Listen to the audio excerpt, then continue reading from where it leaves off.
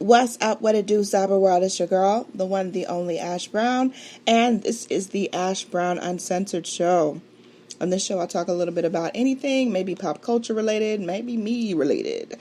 It may be just something that I just saw on social media I decided to make some commentary about.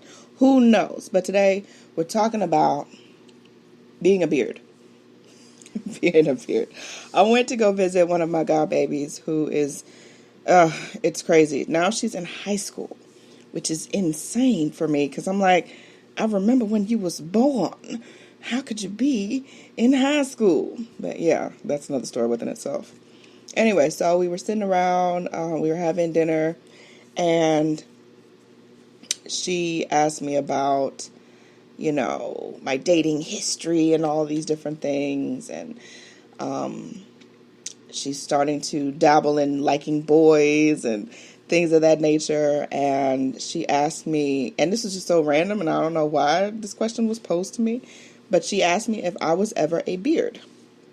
For those of you that don't know, a beard is basically a cover for someone. So in pop culture, it's most notably a gay person that's pretending to be straight with maybe a best friend or something, or whatever. They're trying to convey the story that they're straight, but everybody knows that they're not straight. But in my case, it was a guy that was sleeping around with a whole bunch of other females that knew that I was like a goody-goody, as they like to put it, and just utilized that for his benefit. So, story goes as this. I had a neighbor, we're not going to name this neighbor, but at the time, she was a really good friend of mine, or so I thought it was. And she was dating this guy, and he was so sweet, y'all. He was super studious. He was like high in rank in NJROTC. I was in NJROTC as well. And he was just overall stand-up guy, had all kinds of letters and offers for college, and just the stand-up guy. That's the guy you want to be with. That's the guy you want to marry. She, on the other hand, very studious, but a bit of a flake, a little flaky. And definitely boy crazy. I didn't know how boy crazy she was. Never thought of anything else about it. So, fast forward, my mom always told me that I was not allowed to date until I was 16. 16, then we could have a discussion about you going out on a first date. So I was like, okay. I wasn't super excited about it. I was never boy crazy. I associated guys and sex with babies and pregnancy. And I'd seen enough of teen pregnancy in middle school and high school. So I really was never into the whole bit of dating and all that other extra stuff. But there was this guy that approached me, and we were seniors. Yeah, we were seniors. So homecoming was coming around. That's what it was. And the previous year was my first year going to homecoming, and I went to, I forgot, I don't know if it was David's Bridal or whatever, but I went and found this really cute maroon dress and his shawl. I was so proud of my dress, y'all. I was so cute. And so the following year, everybody had dates. Everybody was paired up with someone. They were like, oh my gosh, Ash, you got to get paired up with someone. I was like, nah, I really don't. I'm okay. I'm okay with it. And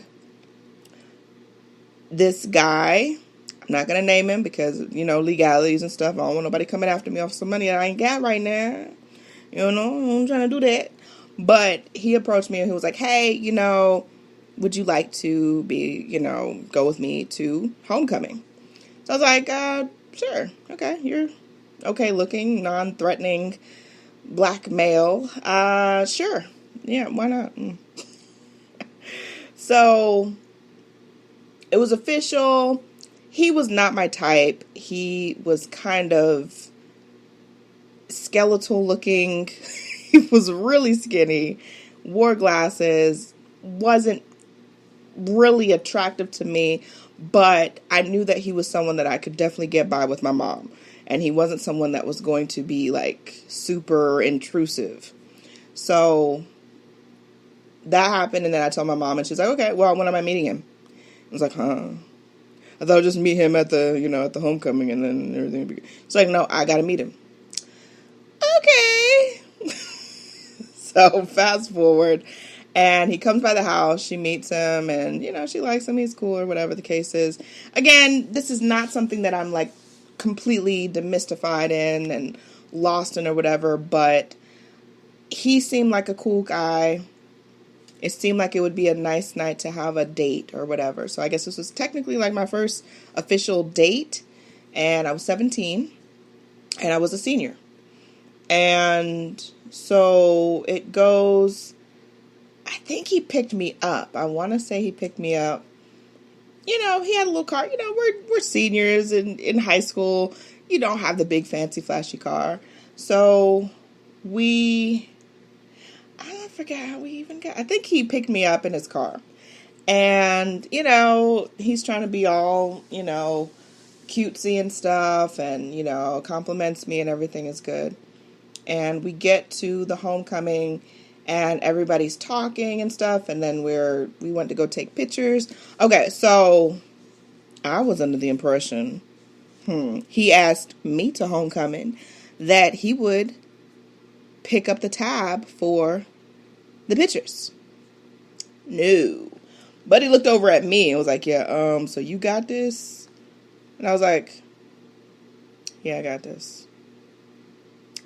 Cool. Cool. I was mad. I was like, what kind of guy? How do you ask somebody out and then you don't? But that's neither here nor there. I said, you know what? I'm not going to let this ruin the night. We took a cute picture together. And then we met up with everyone after the homecoming at IHOP. Everybody met at IHOP. And again, I get stiffed with the bill. I can understand paying for my food, but then he turned over to me and was like, hey, you got this for me, Ash, you got this. And it's like, you're putting me in a very awkward situation where I don't want to look like a bitch. I'm like, no, get your own motherfucking food. So I was like, oh, yeah, sure. So I was really ticked off. I was really turned off, and any sort of attraction I may have had to him was just like lost by that point. So it's the end of the night, and he's driving me home or whatever, and he's taking me home or whatever, and he leans over for, the goodnight kiss or whatever. This joker. I paid for the pictures. I paid for his food. I paid for my ticket, and he's a lousy kisser. He was like the worst kisser in life. Y'all, he was all on my chin. He's like sucking off my foundation. I felt so gross. So gross. And I just kind of played it off like, oh, it's so sweet. Get me a napkin for my chin and my neck. And that was the end of the night. So I just kind of figured it was the end of that. Again, no real attraction there. I was really pissed off that he made me pay for everything. Come to find out, a very good friend of mine reached out to me. And she said, Ash, I just found out something. I don't want you looking like a fool in these streets. I'm gonna put you on to some game. And I'm like, what are you talking about? What are you doing? Your friend, so-and-such, the chick that lived down the street from you, she actually been sleeping with your homecoming date. And they got this backyard thing going on, and she ain't told her boyfriend, so he looking like a fool, but, and I don't know if this person was, I think that she was pretty genuine, because she could have kept all this information to herself. She didn't have to share it with me. But I was like, oh, so that's how it is. Okay, cool. So I approached my would-be friend, and I was like, hey, I just heard that you and so-and-such have been hooking up and doing all kind of crazy nastiness. You can have him. He's a terrible kisser, and he made me pay for everything. So good luck with that. Her jaw just dropped because she had no idea who told me, who informed me, whatever. And it doesn't even matter anymore, because I was done with her, and he was trash anyways. And within 2 months time period, honestly, within a month period of that happening, I met my then first actual boyfriend. And, ooh, she was salty. She was salty. She was salty. She was looking like a soup sandwich at prom. Yeah, she looked real, real sloppy at prom. I remember that specifically. And trying to hug up and trying to, hey, Ash, how's it going? It's going good, bitch. It's going great. You see, I got this eye candy here with me. What? What? Oh my gosh. So I got so many compliments from my prom date because they knew that he was not from where we're from. They knew that. They knew that. Just offside seeing him, they're like, he is not from the east side. It's not. Wasn't. Nope. Moral of the story is, all will be revealed in due time.